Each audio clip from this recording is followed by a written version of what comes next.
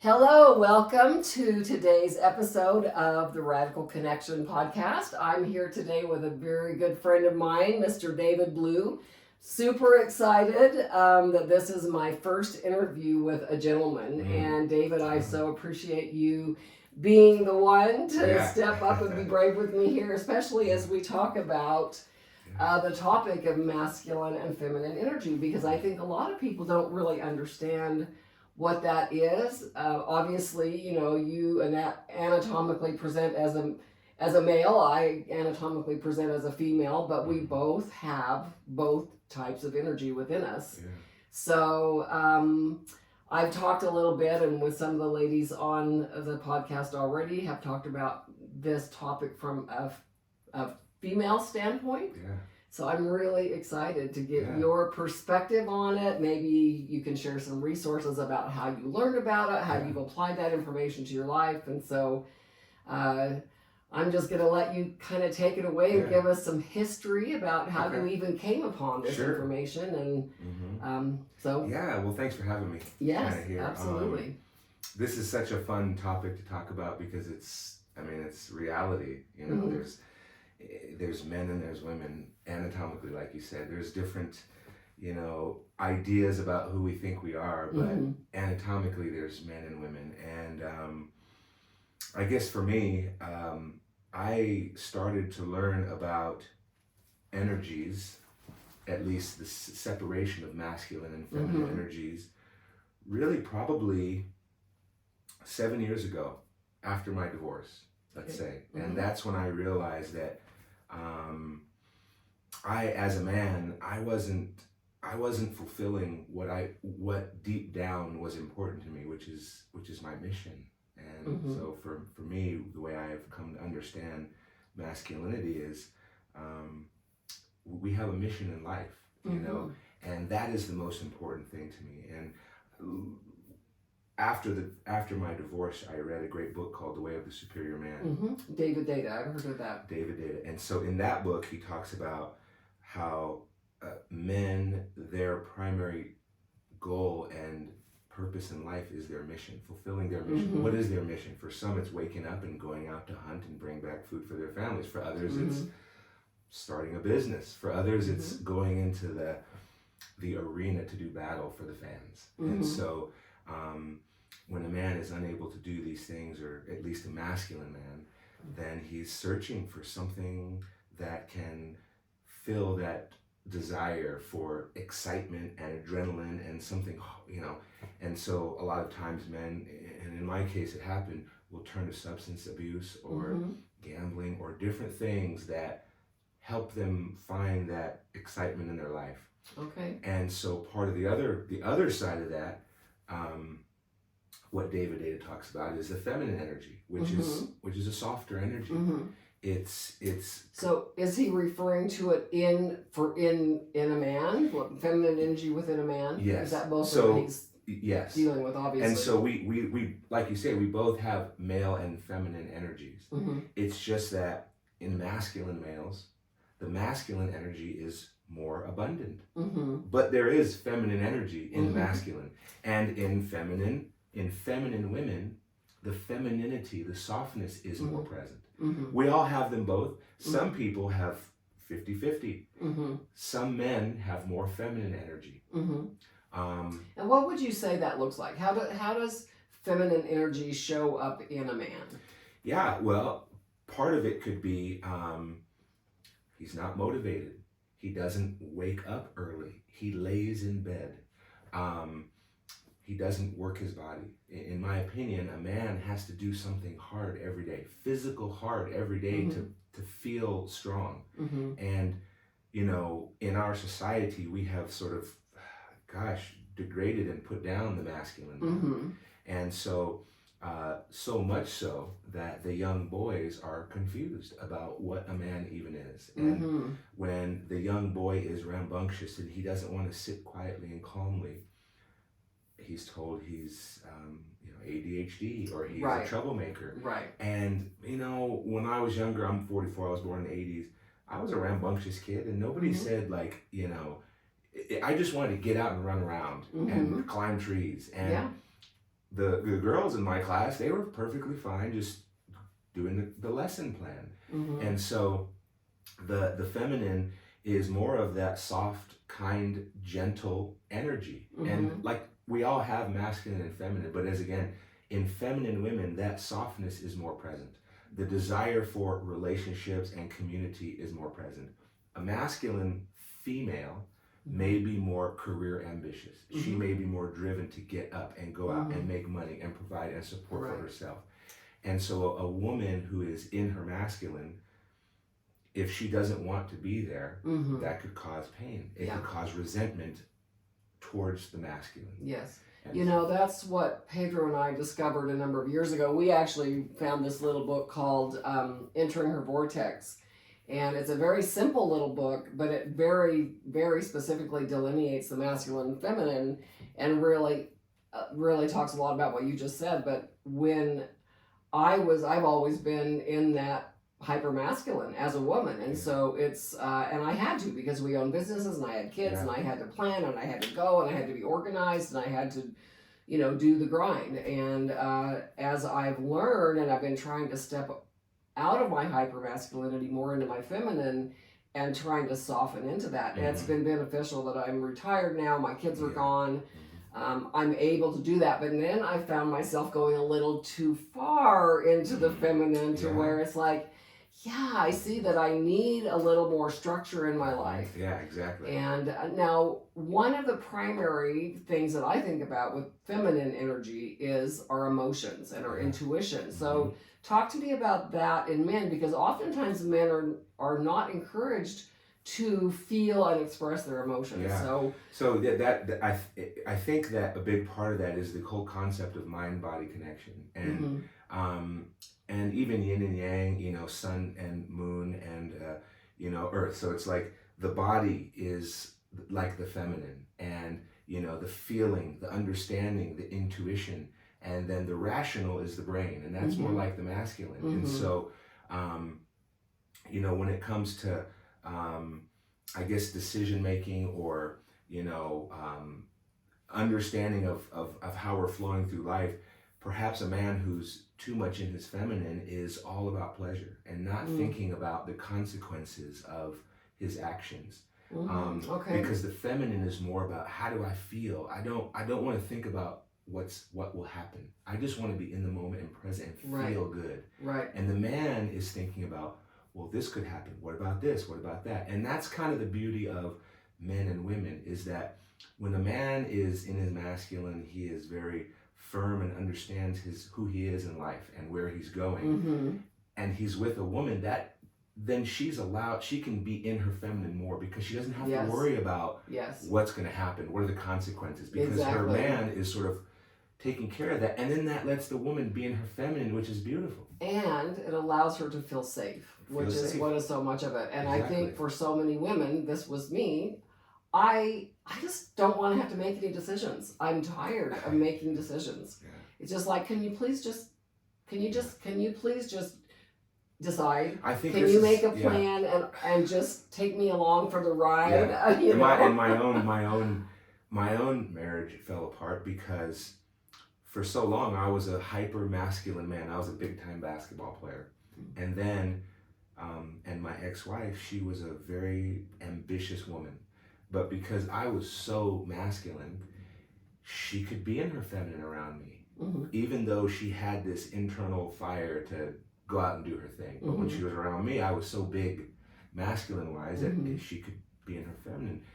When I retired from basketball, and I was no longer this big-time gladiator, I didn't know who I was, and I would sit on the couch, and I didn't have purpose. I didn't have drive. And so she sees that, and so that forces her to go into her masculine, to think, what's going to happen? How are we going to make money? How are we going to do this? How are we going to do that? And that caused resentment.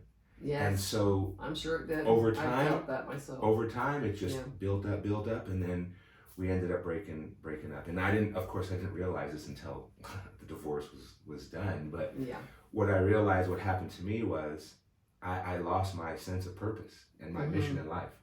And as a masculine man, if I don't have a purpose and a mission every day, I'm lost. And I thought that I could be a stay-at-home dad and Mm-hmm. do the laundry and do these things and not go out into the world and bring value to the world. Mm-hmm. And that's just not who I am. Yeah. And so I didn't know that in the beginning. Nobody told me this stuff when I was a young boy or a teenager. And so I had to learn on my own. Right. Well, you and everyone else, because these are not things that we're taught. Mm-hmm. There are so many things that are so valuable that I think they should teach us in school that they just don't. And these, communication skills and things like that, and how to be in touch with our emotions and what to do with them, especially with boys and men. I think you especially think about little boys. Well, boys don't cry, and things like that. Yeah, so exactly. And not encourage boys in particular, although a lot of children are like, to be seen and not heard. That's true. There's a balance, obviously. I have a son who, I think is a little on the autistic spectrum. And as a child had a very difficult time regulating his emotions. I mean, whatever he was feeling, we all knew it. Yeah. And I may not have done the best job in controlling that, although I see now as an adult, he is a much more, I don't know if regulated is the right word, because he was able to express his emotions, and rather than just shoving them down. Her was telling me that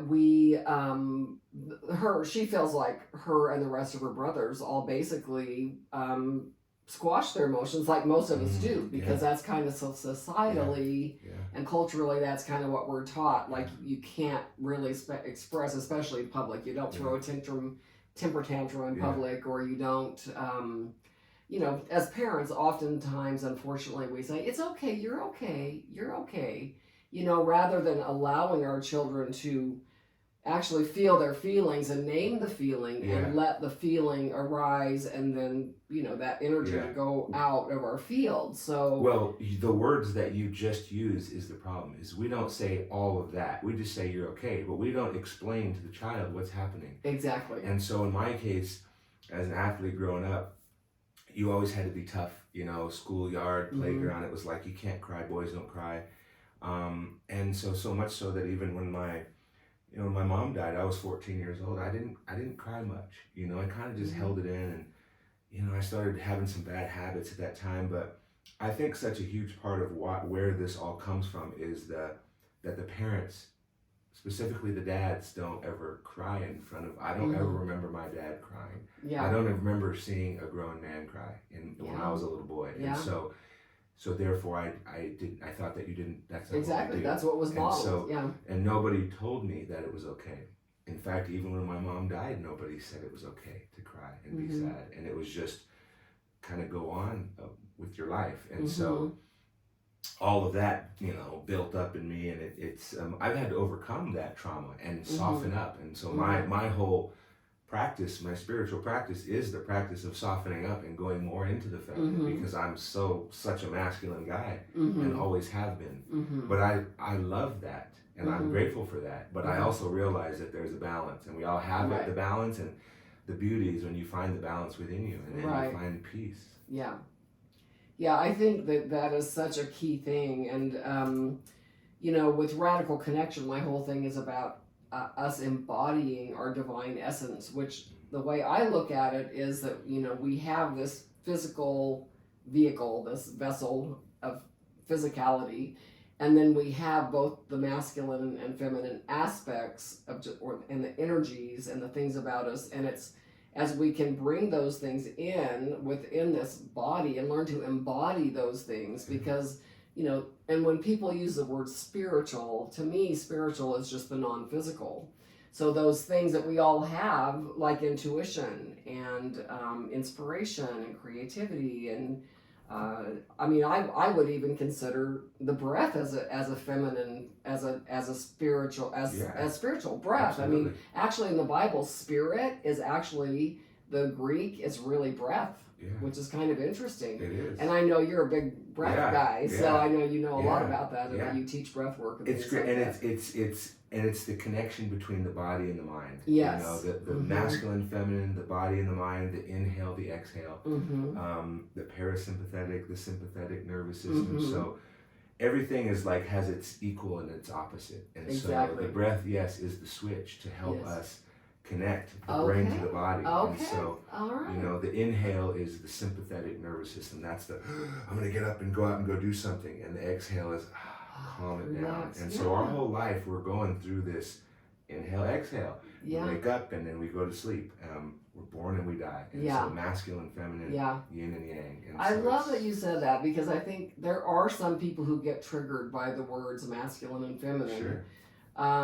But just realizing that these are just words that we're using that all mean the same thing. It's the polarity, the Yeah. duality. It's energy. It's energy. Yeah. Everything is energy. The And- concept of man and woman, that's a societal word. That's just a word. Man, woman. Even Mhm. masculine, feminine is just a word. Right. We're just describing the energies. Exactly. So there's no, it's like you don't have to take offense. I It's know. all just exactly. energy. Yeah. Exactly. Yeah. It's the yin and the yang. You know, Mhm, it's just mhm. those different polarities. And And you could say yin and yang, and people wouldn't get as offended as Yeah. if you said masculine, feminine. yeah. It's just a But different. again, it depends on who's listening, Sure. because we all have our own set of ways that the words that we use, the definitions Yes. that we give them, that Yeah. are all, we're really saying the same thing. And unfortunately, as I've been learning more and more about oneness, and as realizing that we've all been in so much separation, there's so many of these things that maybe are put in place on purpose to keep us separate, you know. Of course they You are. know, that's a big topic right there. But It is, and you know, even just politically, the people that have been elected now, Robert F. Kennedy was approved. There's been a lot of things that have been put in place that have been holding us back from our true divinity and true healing. Mhm. And so much so that people don't realize that modern day medicine is just taking natural plant medicine and adding things to it. Yeah, But it's all based on plants. yeah, And our relationships are based on energies that we pass to each other. Yeah. And if there are forces that are trying to block that energy, right. then we'll have separation. Right. Well, so much of that, don't you think, is because if I'd be coming to realize that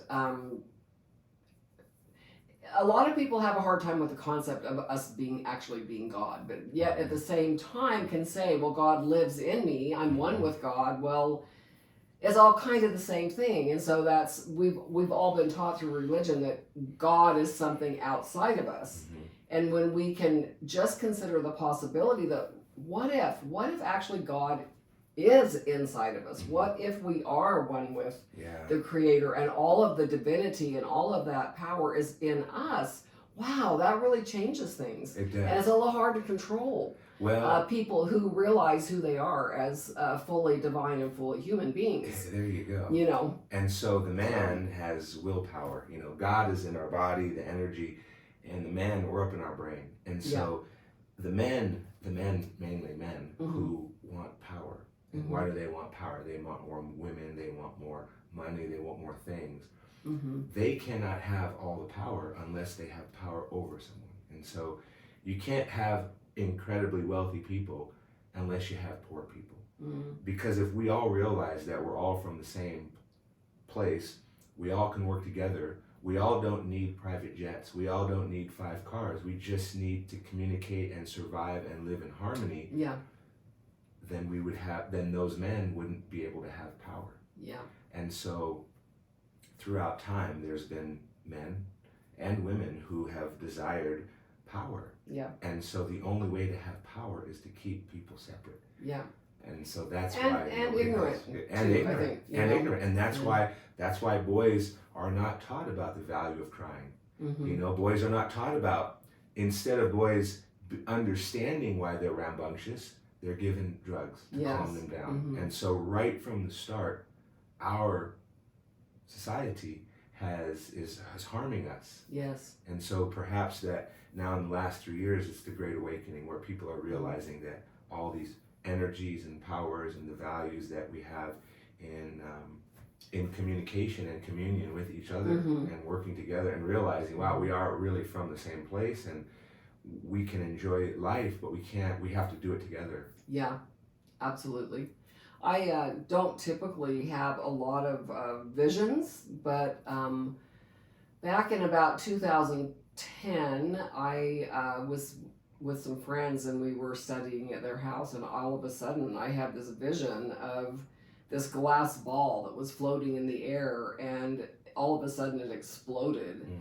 And the shards of glass went everywhere into, the ceiling and the couch and the floor and the bookcase and everywhere. And I really felt like Spirit said to me, Tana, this is the journey that we're all on, is that there are shards of truth in every religion, every faith practice, every philosophy. And our journey as we go along is to be open and to look for those shards of truth and pull them out from, and look at them and ask questions of one another, of people of different cultures, different religions, different political affiliations, or whatever it is, so that we can begin then to kind of expand our mind and go, oh, well, that could be possible, And then it's like a puzzle. And then it's then like a puzzle. Yeah. And it's like, that we have this whole thing of feeling like we have to be right. And when I think that I'm right, I'm automatically making someone else wrong.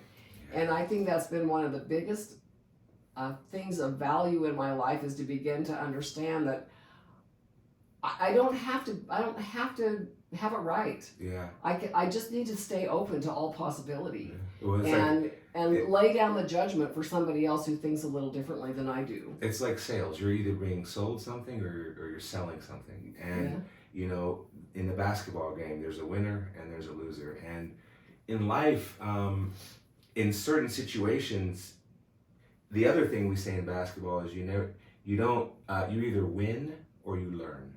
And so when you're having a conversation, somebody can make a correct point and you think it's maybe wrong, but that's your truth. And so just being open to other concepts, other people's opinions, we're putting the puzzle pieces together of who we are. Yes. And so if somebody says something or we read something, does it ring true to us? If it does, well, let's expect, what does that say about me? Exactly. And if it doesn't, let it go. And I think that's the key, is really, and Bruce Lee, my idol, he says it very well, is, learn as much as you can, absorb what you need to, and let go of the rest. Exactly. And so, I call that eat the meat and spit out the bones. There you go. So basically, take it in. A friend of mine, she has a six-word story. Thought I knew, I don't know. Yeah. And I love that, and I like to add to that. And it's okay, because I find that the more that I've learned, the more I realize, the more I know, the more I realize I don't know that much. Don't take anything personal. Exactly. Yeah. Don't take any. That's one of the 4 agreements. Yes. Don't take things personal. One of my favorite books. It's ever. a great book, yeah. and it's like we hear things, we read things, and that's just the narrator's opinion. Yeah. And so how we respond to that is how we absorb it. And I think part of the it's almost like you can respond internally in a feminine or a masculine way. Yeah. Either by accepting it and trying to be, welcoming of it. Yeah. Whereas women, the feminine is more welcoming. It's more calm. It's more kind and softening and open. Mm-hmm. And the man is more like, no, that's wrong. I'm not going to go by that. And so I think in every moment we're experiencing the option to either. And don't you think that is because the masculine is the mind and the logical and that type of thing? So I think there's and even in that, it's like half the brain is feminine, half the brain is masculine. Right, that's so right. it's like, the left and right brain. And speaking with energy, half the left side of the body is the feminine and the right side is the masculine. Isn't it interesting that because in the brain, apparently the left brain is the analytical, which is more the masculine. The right brain is more the feminine, the creative. Yeah. But in the body, the left side is the feminine, the right but side. That makes sense because I've heard that the right side of the brain controls the left side of the body. There is some science to that, and and just as an example, for instance. I've dealt with a lot of arthritis in my body, and it's always been on the left side of my body. Interesting. And so my arthritis comes from childhood criticism, not feeling welcome, and a lot of anger. So it's deep-seated pain that lives in my bones. And it's primarily on the left side of my body. Well, my mom died when I was 14. She got sick when I was 7. She died when I was 14. Yeah. So at 14, this is about the time for a boy that the fourth chakra is opening, and relationships, you're starting to learn about how you feel about girls. And so when she died, I didn't have anybody to talk to about that. And so that's like a mother wound. And Yes, so absolutely. I was never very good with relationships with women because I never learned how. Yeah. And so that pain has lived in my body, in my left hip, in my left knee, and in my left ankle, and the right side of my body. It's okay. And so I'm dealing with all of these pains, but it's like that I realize that, wow, no wonder the left side of my body is in so much pain, because I've had such feminine wounds in my life. Yes. My mentor, Danny Morrell, he leads a 3-day workshop called Awaken, which is fabulous, and I've been twice now, and he talks about how things dealing with our feminine energy has to do with our mother wounds, and that our things with our masculine is, of course, related to our father wounds, and we all have them, and it's not because our parents were bad or wrong, but it's things like that. Your mom passed when you were a kid, or all of our parents, and speaking me as a parent, we all make mistakes, but we all do the best with what we know at that time and what our circumstances are in our life and all of those things. And so I think it's really important to get away from that thing. We can't blame, it doesn't serve us to just blame our parents, because then we're in victim energy. And victim energy does not get us anywhere. It just creates a lot of turmoil and problems in our life, and we need to learn to be in creator energy and realize that we literally are always creating in every moment. Yeah, we really are. And love in every moment. And some of those traumas, by the way, those could be from past lives. Yes. And so by, meditation, really thinking deeply about our wounds can give answers. And so as hard as it is, going into those wounded places is the only way to kind of heal those wounds. Yes. I know you have a big book with you there, and I have a little book that I use a lot. This one is called "Feelings Buried Alive Never Die," and in the back of the book, it has a list of all of these different physical ailments. Oh wow! And then it will give you potential emotional roots to those physical ailments. Yeah. And this has been really helpful. So when I find that I have something that's going on, I'll go in and look it up. And it's been, I mean, one of the big ones for me, and a big aha moment I had as I just started my uncoupling process with my husband, is that one of the potential root causes of pain in general is being in a relationship that hurts. Sure. And of course, for me, I attributed that naturally that I was in because of my marital things that we just struggled with for years and years and couldn't seem to find resolution for. I wanted to put that on, well, yeah, it's my husband's fault. And during our uncoupling process, one day I just had kind of an aha moment. It's like, oh, the relationship that I'm in that hurts is my relationship with myself. And that's what's been so beautiful about our uncoupling process, is we vowed to not get in judgment and blame with each other. Yeah. So anytime I would feel anything towards my husband, I would go, okay, I need to turn that on me. Where do I do that? How is this being a mirror? And so when I saw that, it's like, oh yeah, had I been a different woman in our relationship, chances are he would have been a different man. Isn't it challenging, because it's like, is it the chicken or the egg? Which one makes the change? Who's the leader in the relationship? From a man's perspective, because you're saying that if you would have been a different woman, maybe he would have been a different man. Yeah. From a man's perspective, in my case, I look at relationships and society as most of the leaders are men, and the men lead the society. They lead the group. They lead the people into battle. They lead the construction crews to go build this thing. And so the decision has to be made to change. And men are required to make decisions in life, harder decisions. And so when the man realizes that he needs to heal his own self and find unconditional love in himself. Yes. Then and that for man, himself. And for himself, he loves himself. He looks in Yes. the mirror and can say, I'm doing the best. I love myself. I'm a good man. Yes. And genuinely feel it. Then he can go out and love a woman.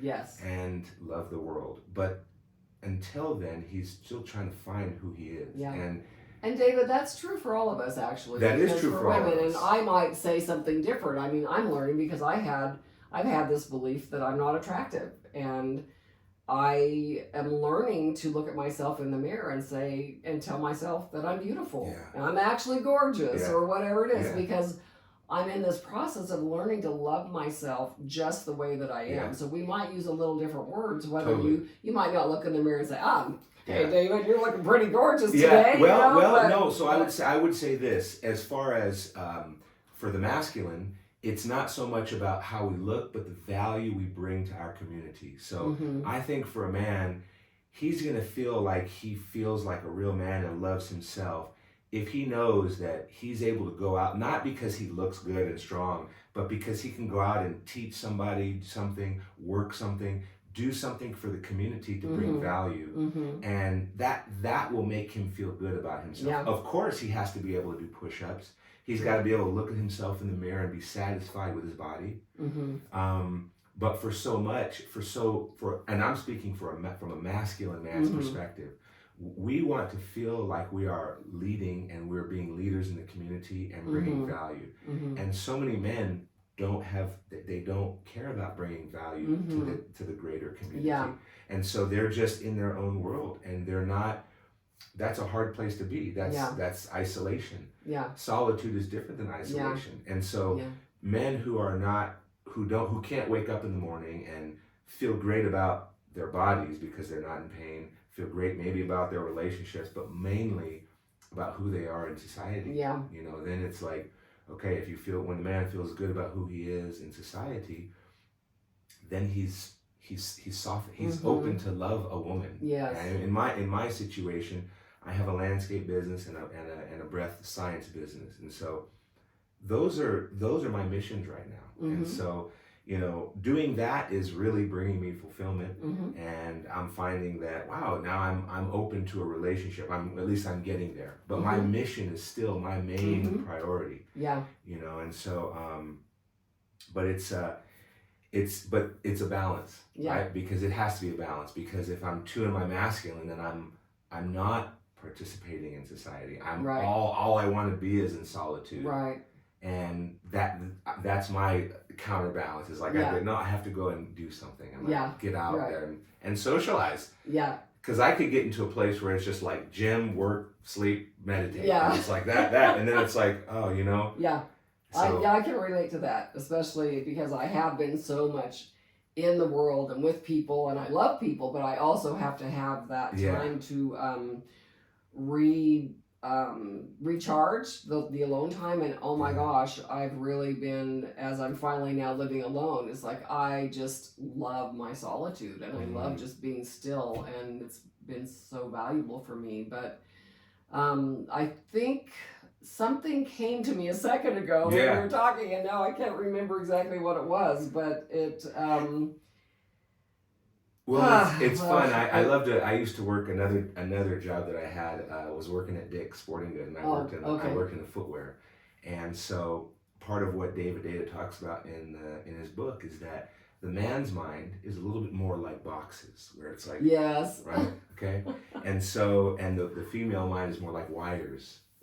And so I used to think that working at Dick's, I was good in the footwear because we had a labyrinth of shoes, and it was like, take the shoe out, let the guest try it, put the shoe back. And more of the women were working in the retail, so they'd have to go into the dressing room and take all the pile of clothes and then carefully fold them back up or put them on the hanger. So it was like unjumbling this mess. And it was like, it's so funny. We're good at that. Exactly. It's like women they're unjumbling the mess, and the men are just keeping their boxes Yeah, straight. yeah. We always laughed about that because my husband's favorite box is this nothing box. I mean, just and doing I'll ask that. him, Yeah, how do you do it? What do you think? Nothing. that's great. I'm like, oh yeah, you're in the Yeah. nothing box. That's Yeah, good. I need yeah. to learn how to have I want a nothing box. Yeah, meditation. That's it. Yeah, And so you yeah. know that's a good place to be. Is Yeah. when you're just peaceful and Yeah, you know. yeah. So one of the things that and you may say no, but we had a conversation the other day, and it kind of came out of this whole thing around our bodies and what our bodies are teaching us and those things. And by the way, a couple of other references besides this one, Feelings Buried Alive Never Die. Louise Hay has a book. I think it's called You Can Heal Yourself. And would you like to hold up the book? Yeah, that you so brought this to book- show us? This one's a big fat one. This you is a guys. big fat book, and this one here is similar to that one, that Feelings, and it kind of gives diagnoses or concepts about pain. What type of pain? Psoriasis. What does that mean? Arthritis. What does that mean? Liver pain. Left side of the body. You know, my right shoulder hurts. What does that mean? And it really gets specific. It's an expensive book, but if you really want to understand this stuff, then it's a book. All these books are worth getting. Yes, they and are. it's all real.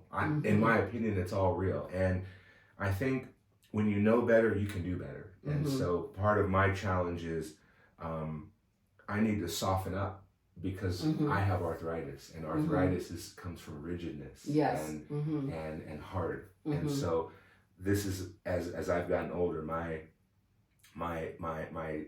goal, my task is to soften up in my relationships with myself, with my children eventually, you know, and with the world. And so but I didn't know that that's what arthritis meant. I mean, it's like I just experienced the stiffness, but I never read anywhere that this is why it's from these childhood wounds, these traumas, and now it's up to me to heal those traumas. And these books, they never give you the answer, really, the surefire answer. They give you why and the what, and then it's really up to us to think deeply about where is that manifesting, and how can I change that and make those changes. You mentioned this to me the other day, that something that you learned about your body, I think it had to do with your arthritis, what you looked at, related to something with your relationship with your children, since you've moved away from where they live and how much you've kept in touch with them. Do you feel at all inclined to share any of that? If you don't want to, that's fine. You know, I mean, I think it's important, David, just because of this reason. I think because we have so many, you know, homes that have been split. And parents go their different ways, and the children are very, very affected by this. And I specifically know that I have some of my older foster sons who have not stayed in contact with their children, and they've moved to a different state or whatever. And how has that affected you? Do you feel like that has had any effect on you? As far as what you're experiencing in your body? Is your body talking to you about any of that, do you think? There's a great book, by the way, called The Body Keeps the Score. Yes, that is an excellent book. So yes, my body was talking to me. And it's like, you know, I left Los Angeles 3 years ago during the pandemic, and you know, it was during that time that I couldn't work in LA. I couldn't really survive in LA because I didn't want to participate in the COVID protocols. I didn't believe any of that stuff, and so it got to the point where I was running out of money and I couldn't support myself. I couldn't support my children, and so I felt like, what good am I? I can't. I felt like less of a man. I felt like I was going down, and I couldn't get myself out of this place, and so I moved here to Idaho, and I've come here and I've created a good life for myself, and but I left my past behind, you know, including my children, and so you know, I realize now that, you know, so much of my ability to love the world is just my ability to love in general. And if I can't love my children, how can I love a woman or anything else in the world? And so I had some really bad arthritis flare-ups last year, and so I reached out to my children, and I that bond has not been healed yet, but in my body, I put it out to the moms, to their moms, and I put it out into the universe that I do want to reconnect with them somehow. Yes. I don't know what it looks like, Yes. but every night I put that energy out into the world. I say their names out loud. I tell them I love them. I close my eyes. I move energy in my body out my seventh chakra, and I hope that they can feel it. And so, that being said, when I moved here, I was very angry. I was very upset about what had happened in Los Angeles during the pandemic. And so that anger caused me to close up even more and stiffen up even more. And so while I would do all these physical practices, like the gym, like nutrition, like meditation, all the things, yoga, my body wasn't really healing as much. It wasn't getting to the point where I was like, okay, I'm free from pain, because I hadn't done that deep spiritual work. And so even just the attempt to reach out to my children. And so that being said, that has helped me. Do you feel like that? I just wonder for both fathers and mothers, if you're not, the longer you go, the harder it might be to feel like, oh my gosh, to try to reconnect because of that feeling of like being a failure, or that just the relationship isn't there anymore. The thing about, so I think like for women, moms, the baby is attached to the mom, and so there's a deeper connection between the boy and the girl and the mom versus the dad. Dads come and go, but I think at least for me, life is long. There's a long way to go. And so it's like I just got to the point where I just didn't want to be in pain anymore, and I had to figure out why I was hurting so much. And so by just doing these real deep dives and having other friends having these types of conversations, saying it out loud, asking me the questions, it's like, oh, there you go, David. And it's like, so I've made these attempts. I don't know, many people say that you can always make amends, you can always be forgiven, you can always come together. So in my mind, like I say, you either win or you lose. You either win or you learn. And so coming here, going through what we all went through, those weren't losses, those were lessons. And so I've learned now more about what it means to be a dad than I knew when I was a dad. When I was taking care of my children, it was just make sure they have food and clothing and play games with them. It wasn't what I know now about humans. And the knowledge I have about me as a man, what I can share with a 8-year-old boy or a 10-year-old boy or a 13-year-old boy. And so these lessons that I have learned, I had to in some ways go through the pain to learn the lessons. And now I'm at the point where I've learned the lessons, I've gone through the pain, and probably the biggest thing I've learned is the value of asking for forgiveness and giving forgiveness. And so I'm at that point where I'm all about that forgiveness. And so I hope that my children would want me to be in their life again. Yeah. It's a big one. I hope that gentlemen listening to this will really take this to heart, because I think it is probably harder for men, for fathers who have been absent from their children to want to admit that and realize, and actually it's helps us so much to just really realize that wherever we are, whatever's happened, it's perfect. It's what we've called into our experience to learn the lessons that we needed to learn to become the people that we're here to become. And as we can learn to have grace with one another, as all of us are children, adult children or younger children, if we can have grace for our parents and offer them forgiveness, because as we hold unforgiveness in our hearts for our parents, which many of us do clear up into our later years of life, right?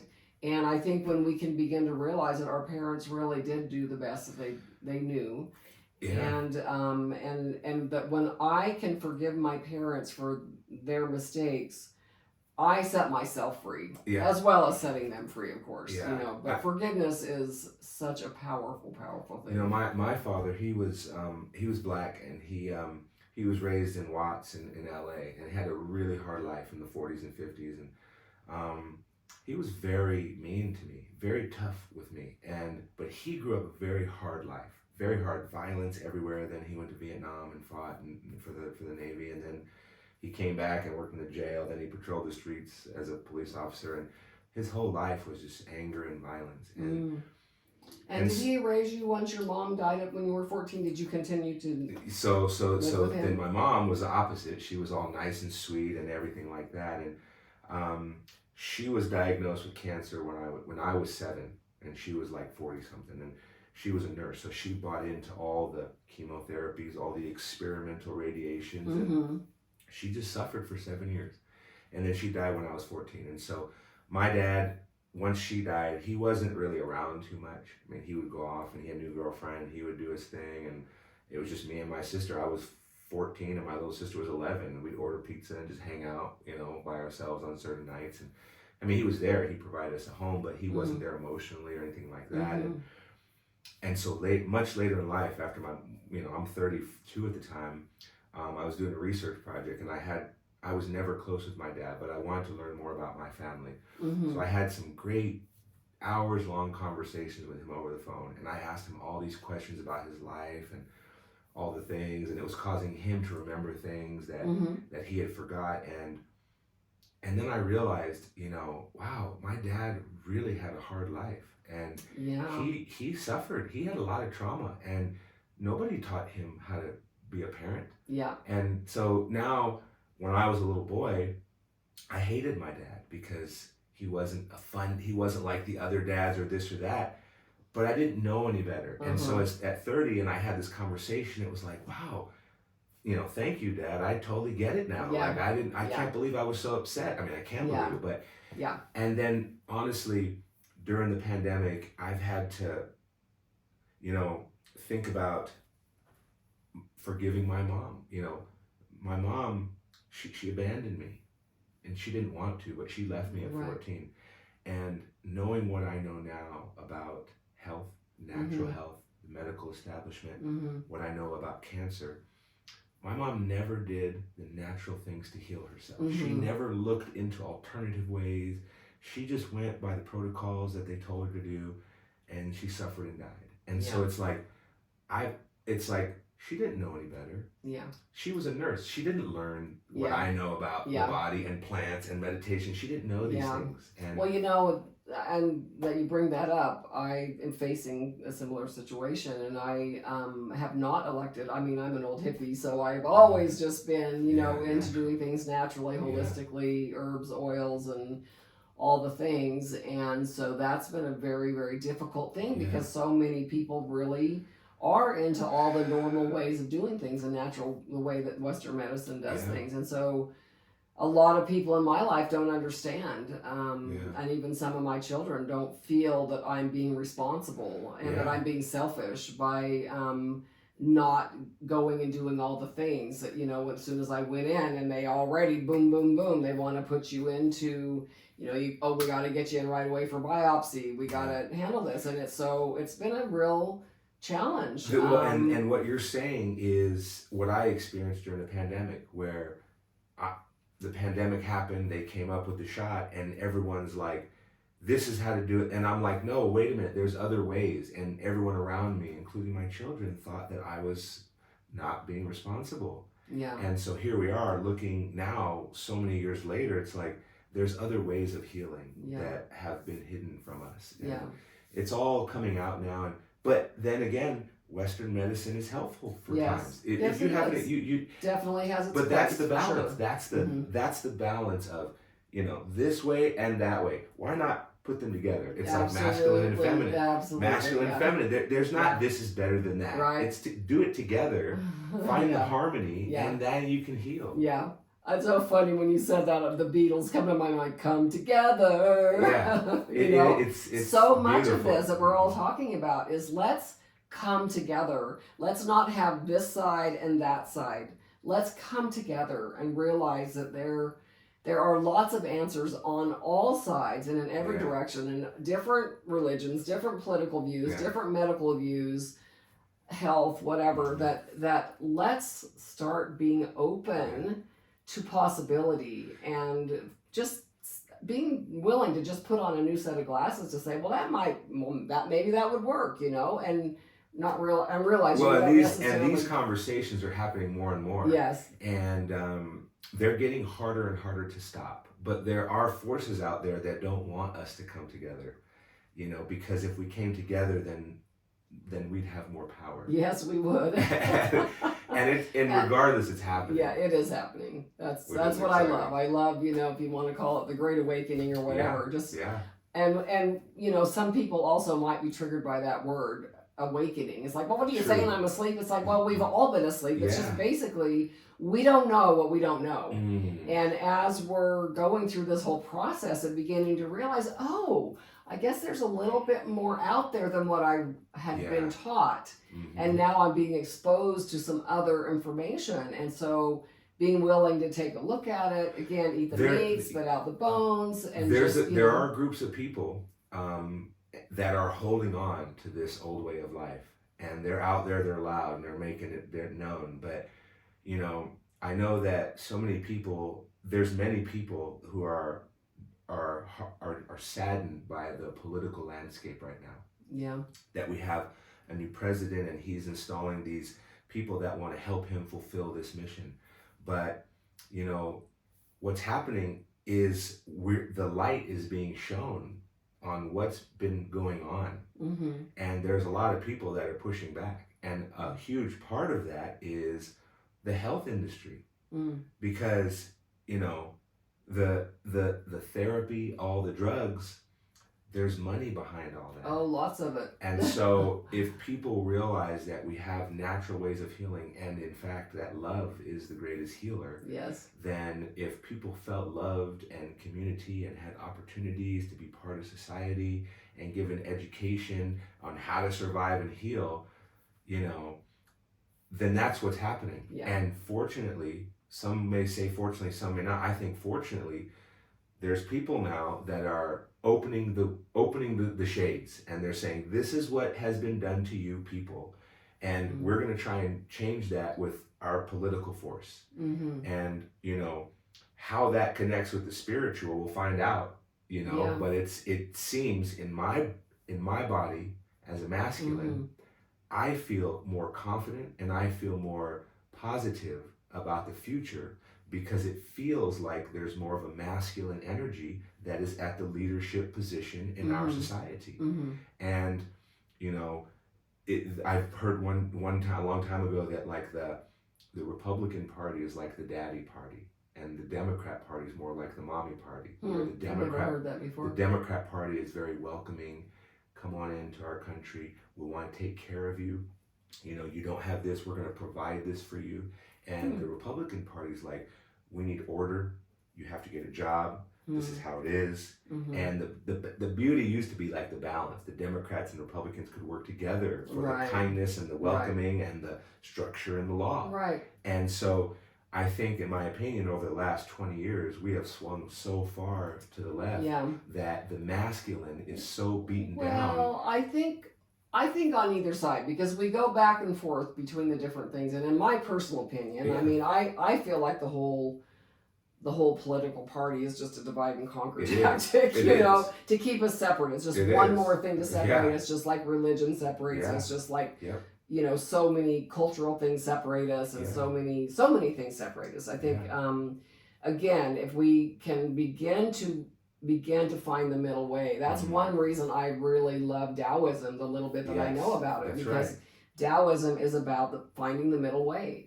That's by the way, that is where we want to be. And I don't know, because I'm 44, but I don't know if our society was ever in that middle path where we had healthy people and we were coming together. Some say maybe I don't know when JFK, I wasn't born then, but as it is now, there is a balance, and finding the balance sometimes means you have to swing radically to the other side. Right.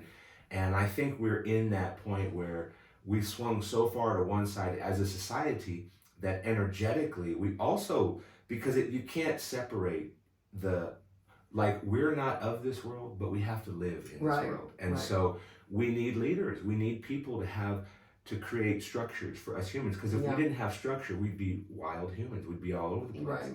And so, it feels like as a man, I feel safer now.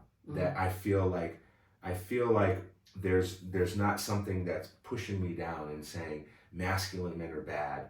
Like the term toxic masculinity, there's toxic femininity too. Yes, there is. And so masculinity, I think it's beautiful, because masculine, it's like peace through strength.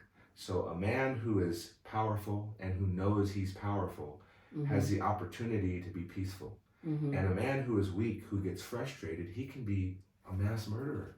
And that's the whole concept of, if you're big and strong and manly, the best thing you can do is be kind.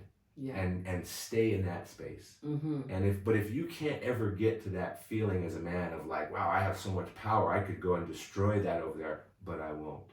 This is when a man finds balance, is when he knows his power, but he controls it.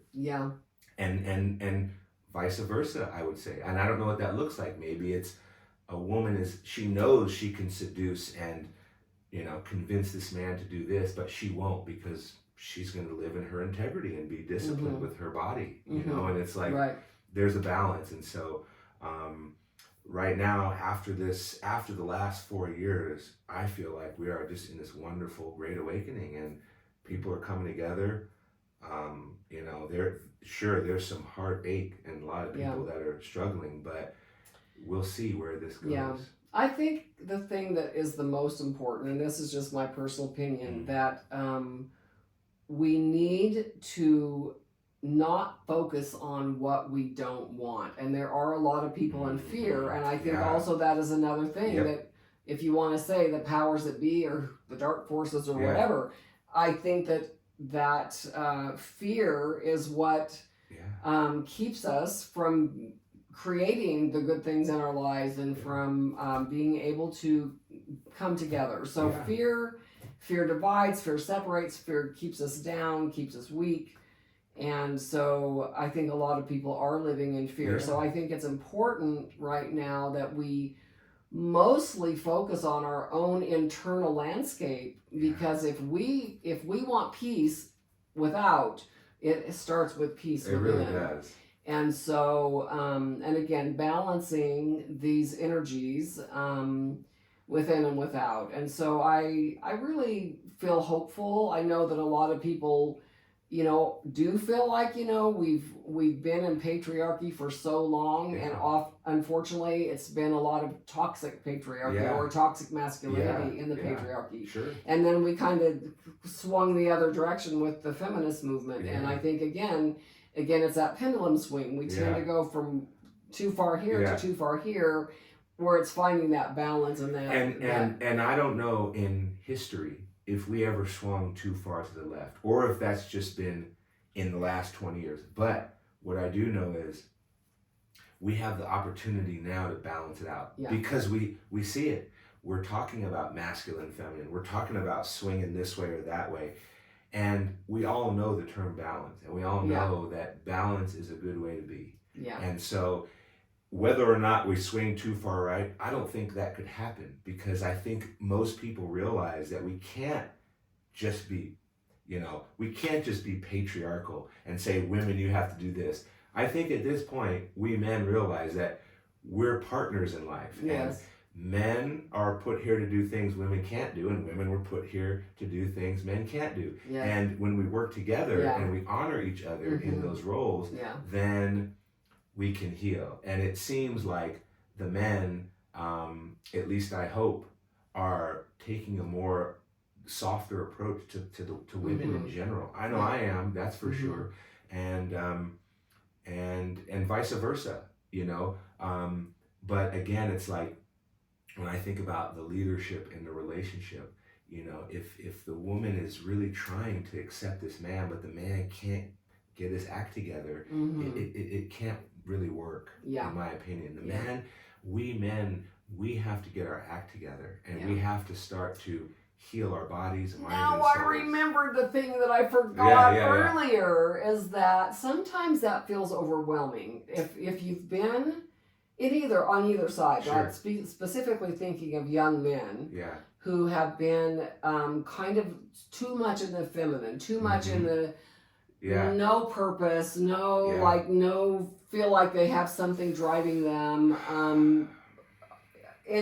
on the couch, in front of the computer playing video games, not feeling like they taking the baby steps, because when you've not been there, it's like, oh my gosh, well, where do I go? It's like, and so in anything in life, I love how it's all connected. And when you take little steps, like you mentioned, some of the physical activity.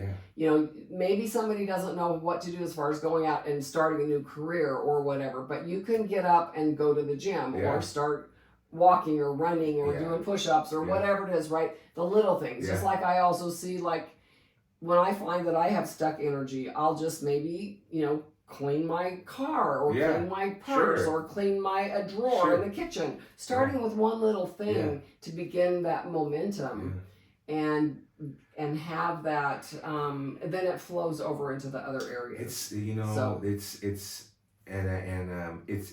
not going to be easy, and it's sad because I think about some of these 15, 20-year-old guys that are in this state. How do they get motivated? I don't know. What I know is that as a young boy, a boy sees a father. So at this time, if you're a father, you have an opportunity to instill that in your children by doing it yourselves and having the boy watch the father. So many of our boys, myself included, we look at our dads as the example of a man and what a man should be. And if when we're 1 year old, 2 years old, 3 years old, 4 years old, 5 years old, if we watch our dad and we see how he's living, or we don't see our dad at all, then we're going to be led astray. But if the father has an opportunity to wake his son up and exercise with him, read books to him about this sort of stuff, then the boy will have that natural ability. But for the 20-year-old, where does he begin if he's weak and puny and just not motivated? I don't know. But what I hope is that the people who the leadership talks more about this. So again, I'm a big fan of Robert F. Kennedy and Maha, and so he's all about fitness and strength. And so when I was born in the 80s, the movies that I watched and TV shows, they had real men who fought their way out of certain situations. They trained their bodies, like Rambo and Rocky, and nowadays the men who are the heroes, they're like teenagers with superpowers, and they never show these young boys going through the struggle of weight room, of running in the snow, of waking up early, of eating, like Rocky did. Those men are not shown to us boys all the time. And in the 80s, that's what it was about. It was about strength and that doesn't exist. So where do the modern day boys and the athletes today? I hate to say it, but you look at so many of these athletes and they're just not as, I don't know, masculine as they used to be. I see a lot of guys in the NBA that are just soft. They're just soft. The way they talk, the way they move, the way their bodies look, and it's happened over the last several years. And so the question is, how do we turn that around? I don't know. I think it's just putting more people in front of young men that can hopefully inspire them. Well, we can hold out the hope that the tide is turning. I'm so grateful that you are willing to take this time and get in front of the camera. And of course, this is a brand new channel. And so now, a lot of people might not see it, but someday I'm hoping that as my channel grows, that the message that you are giving to my audience today will go out and reach people all over the world, and that young men and older men will all be inspired, because it's never too late. And also for us women, I'm wanting to inspire so many women. We're so stuck in our distorted masculine and this hyper masculinity. And yes, I am in the place right now where I'm really needing to call on my healthy masculine and get Yeah. more into my physical fitness. For me That's is a it, big yeah. one. That I've had a lot of health issues, and I have to face the fact and be honest that I've gone to looking for my healing outside of myself when I am not doing the daily practices. Daily practices. One thing I heard recently that has really helped me is I just really kept saying, I need to create some disciplines.